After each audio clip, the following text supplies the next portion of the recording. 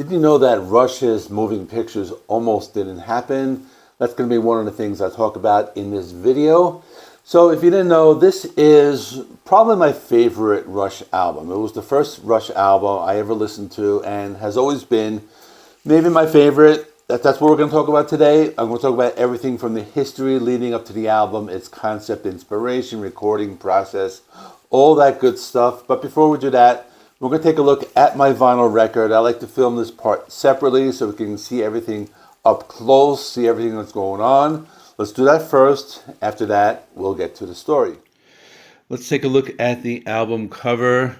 So it says here, Rush Moving Pictures, and the front cover, which is very important. There's a lot of detail going on here. I'm going to be talking about it in the next section. I'm going to tell you what everything means. But basically, we have people literally moving pictures. And some of the artwork on here is pretty cool because this I imagine is Joan of Arc. Then you have the dogs playing poker here, and you have the 2112 album cover right there. Then you have some other people. But let's look at the backside. Now here are the song titles, which is just 7 songs, and produced by Rush and Terry Brown. Again, I'll talk about that later. And this back image, it's also very important because you have like a whole film crew where they're filming the whole thing. And this is all tied into the title of the album, which is Moving Pictures. The album also came with an insert. So we have pictures of the members here. Here are some liner notes of just all the people who worked on the album. On the flip side is another insert, or the same insert on the other side, and these are the song lyrics. I'm trying to focus with my camera, but it's it's not easy with the red on the black background. Finally, here is the album, Mercury Records. This is side 2, where it has the 3 songs. And let's look at the other side now. And here is side 1, where we have Tom Sawyer and all the other songs here on Mercury. So that's enough of this album. Let's talk about it more. Start at the beginning. The band formed in Toronto in 1968. The original lineup featured Alex Lifeson on guitar, Geddy Lee on vocals, and a different drummer whose name was John Rutsey. The early sound was more influenced by British blues rock and hard rock bands like Cream, Led Zeppelin, and The Who. They played a lot of clubs in Toronto in the early days.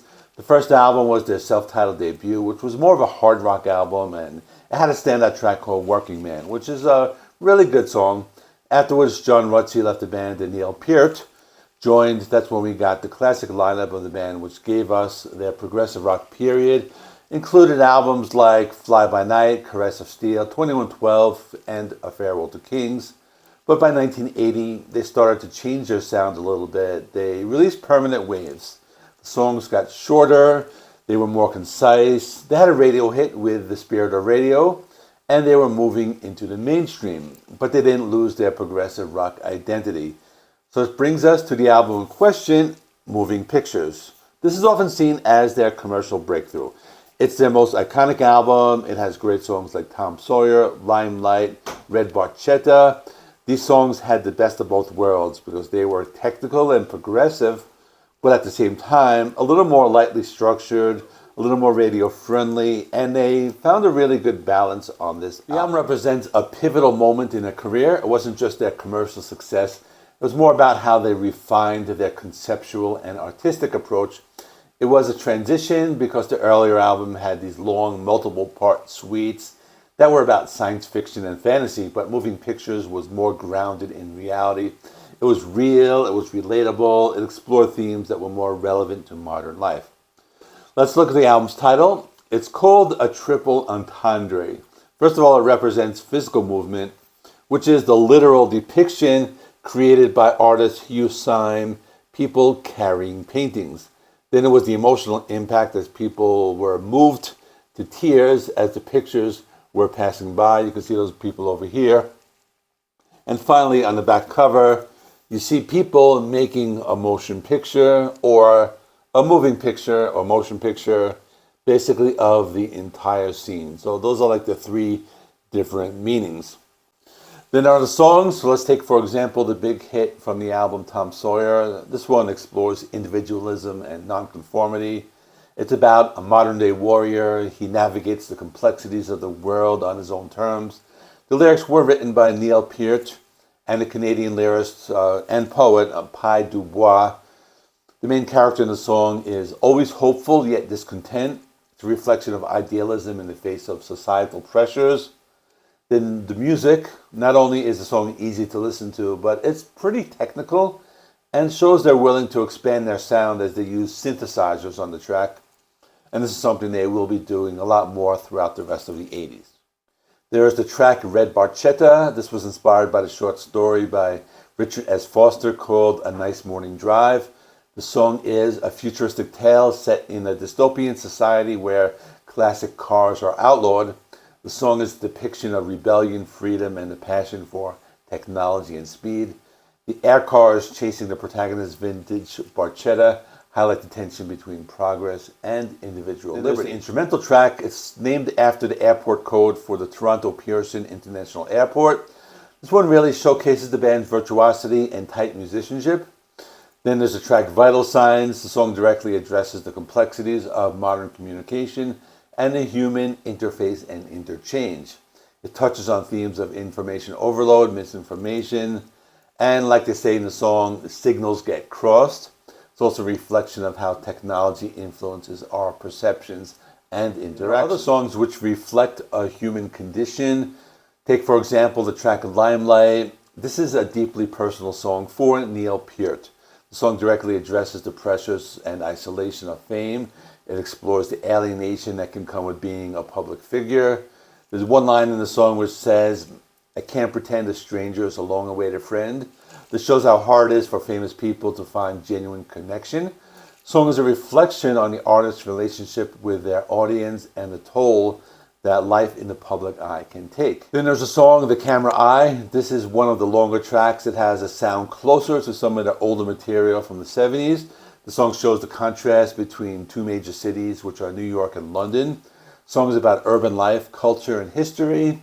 It talks about the different kinds of energies that can be found in these big cities. The camera eye acts as an observer that captures the ancient tales and modern realities of human existence in these environments. Finally, we have the song Witch Hunt. It's a dark and atmospheric track that delves into topics such as fear, prejudice, and mob mentality. The song is a portrayal of how ignorance and prejudice and fear all walk hand in hand. This leads to the irrational judgments of violence against those perceived as different. The song also serves as a cautionary tale about the dangers of groupthink and the suppression of individuality. The witch hunt becomes a metaphor for any form of societal persecution fueled by fear and unreason. Let's talk about the recording process. The album was recorded at Les Studios in Morin Heights, Quebec, which is a residential studio nestled in the Laurentian Mountains. Studio became almost a second home for Rush during the late 70s and 80s. It's a secluded place for them to be able to work without distractions. Therefore, they were able to completely immerse themselves in the recording process. They could live on site, eat together, and dedicate long hours to their craft. This helped foster intense focus and collaboration. The recording studio was also known for its state-of-the-art facilities with excellent acoustics. Then there was Terry Brown. He is also considered to be the fourth member. He was their producer since their 1974 debut. By the time Moving Pictures was released, their working relationship was very strong. He helped the band transform their complex arrangements into cohesive and powerful recordings. He had a very acute ear for detail, balance, dynamics. The band also trusted his judgment as he understood their desire for sonic perfection.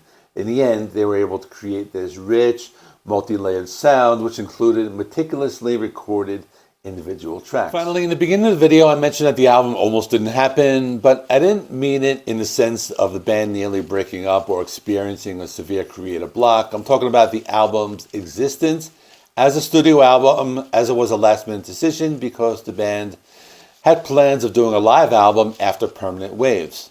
The original plan for Rush was to release another live album. This was something common for bands to do back then. It was a good way for them to capitalize on the tour momentum and fulfill their record obligations without the intense pressure of creating new studio material. The band had just come off a very successful tour, in a position to create another live album.